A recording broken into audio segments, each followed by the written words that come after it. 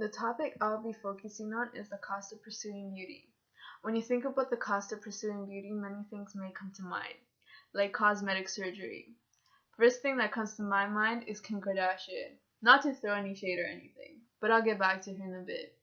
My personal connection to this topic is actually wanting to get a rhinoplasty. Because just like other girls, they don't like the way it looks. Did you know that just to get a rhinoplasty, also known as the nose job, costs between $3,000 to $15,000, depending on the reputation of the surgeon and their levels of expertise? I mean, that's where all the focus goes to, the money. What about their health? I mean, one of the biggest cons of cosmetic surgery is that there always risk of complications. It is still a major surgery, which means there can be problems that can include bad reactions to anesthetics or a risk of hemorrhaging due to the surgery itself. Sometimes your expectations may be higher than what cosmetic surgery can produce.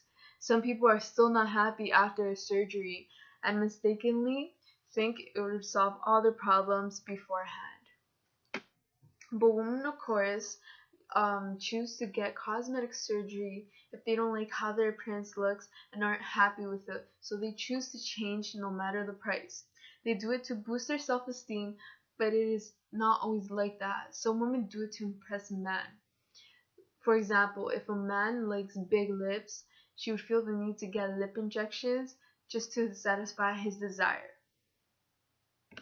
Some women take it the furthest and plan to get their whole face redone. A celebrity you might know is Jocelyn Wilston. And for those of you who don't know her, here's a picture of her before and after surgery.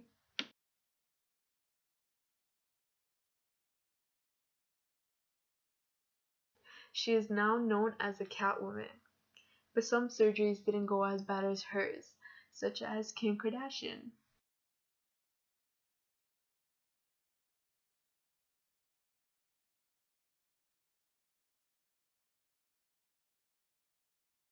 Some women feel the need to go through all the risks just to satisfy themselves because people put like an image on her that she's imperfect. For example, myself, I used to get bullied because I used to have a birthmark on my face and I didn't like it at all. So I decided to get it surgically removed at the age of 12. For my literary theory, I chose feminist theory. According to Kathy Davis and her book, Embodied Practices Feminist Perspectives on the Body, she researched women's involvement in cosmetic surgery. She depicts, like many feminists, I was deeply troubled by the fact that so many women willingly and enthusiastically have their bodies altered surgically despite considerable hardship and risk to themselves. As a society, we have much to do to tackle the objectification and self-esteem issues that afflict young women in particular. But I think we have to do it through dialogue and discussion with young women and young men who are ever more prone to the looks culture. We have to make time to involve ourselves with them and help them see the ways many of us have built rewarding lives without being dropped at gorgeous. The huge value of feminism has been life-affirming value of women supporting each other in their choices. One of the books I have chosen is The Alchemist by Paulo Coelho.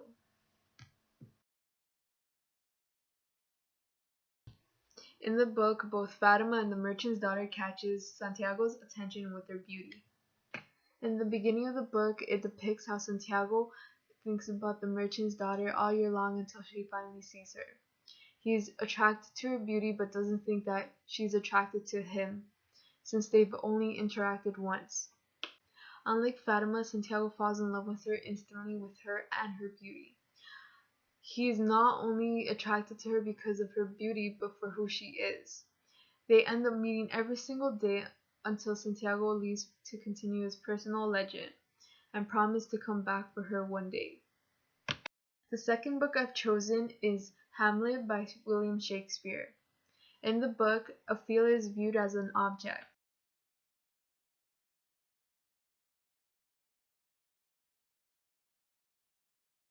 to Hamlet where he can just use her anytime and abuse it because of her beauty. She then goes mentally ill to the fact that she thinks there's something wrong with her when there isn't.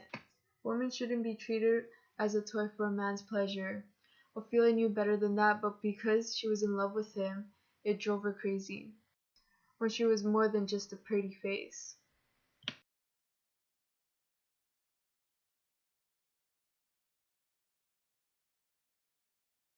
How does this relate to society today? It relates to society today because the number of women choosing to do cosmetic surgery is increasing by the second. Some of these women are influenced by other women. Some do it to boost their self-esteem, and some do it because they get bullied for it. Women want to feel beautiful in our society, and sometimes these things can lead them to idolize celebrities and the way they look because of what others think about them. A specific celebrity mentioned before is Kim Kardashian. I mean, she basically got most of her body done to get a more curvier look. And little by little, Kylie Jenner is falling into her steps to look similar like her.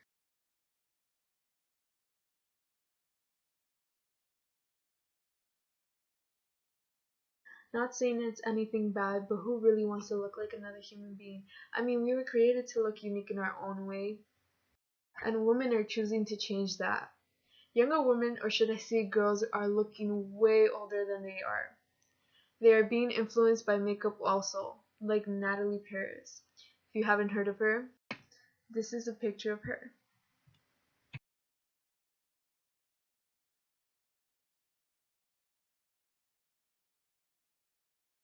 Would you believe me if I told you she was 15 and already has had a rhinoplasty?